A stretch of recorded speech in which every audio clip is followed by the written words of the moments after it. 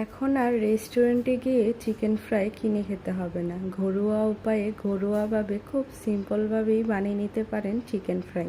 প্রথমে আমি এখানে 3 পিস লেগ পিস নিয়ে নিয়েছিলাম আর কিছুটা বুকের মাংস নিয়েছিলাম। এখন দিয়ে দিচ্ছি মরিচ, হলুদ, লবণ আর ম্যাগি মশলা। এখানে দিয়ে দিব সয়া সস, সাথে লেবু। এখানে আগে থেকে আমি পেস্ট করে রেখেছিলাম আদা রসুন আর আদা জিরা পেস্ট। এগুলো এখন একসাথে ভালোভাবে মাখিয়ে নিব।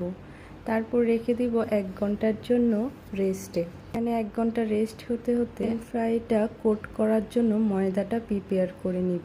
এখানে আমি ময়দা দিয়েছি, কর্নফ্লাওয়ার, সাথে সামান্য বেকিং পাউডার, মরিচের গুঁড়া, হলুদ, জিরের গুঁড়া, সাথে ম্যাগি মশলাটাও দিব। একটা ফ্লেভারটাও ভালো আসে, খেতেও ভালো লাগে। ভালোভাবে এখানে মাখিয়ে নিচ্ছি। তারপর ঠান্ডা পানিতে ডিপ করার জন্য এখানে কিছু বরফ এড করে পানিটা রেডি করে নিলাম।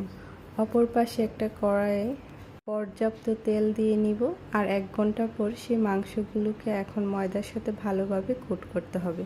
আর এই কোট করাটা অনেকটা সময় নিয়ে করলে সবচেয়ে বেশি ভালো হয়, ক্রিস্পি হয় এবং দেখতেও লোভনীয় লাগে বেশ।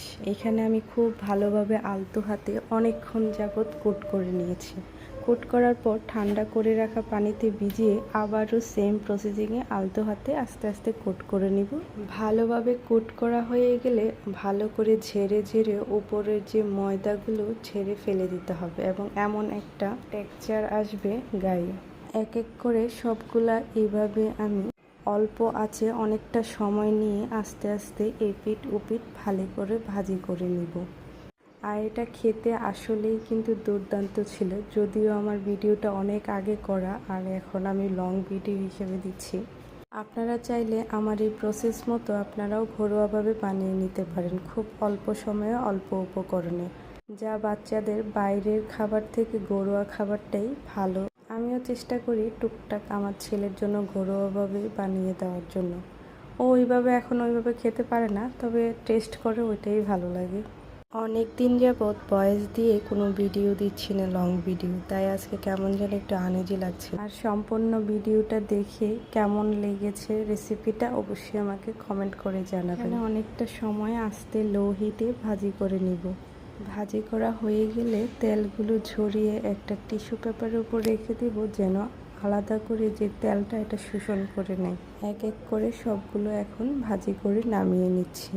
এখন আমার ছেলের কাছে নিয়ে যাই, দেখি আমার ছেলের রিয়াকশানটা কি দেয়। কষ্ট করে বানানোর পর যদি আপনার সন্তান খেয়ে তৃপ্তি পায়, সেটা কিন্তু দেখায় অন্যরকম। দেখেন আমার ছেলের রিয়াকশান কি।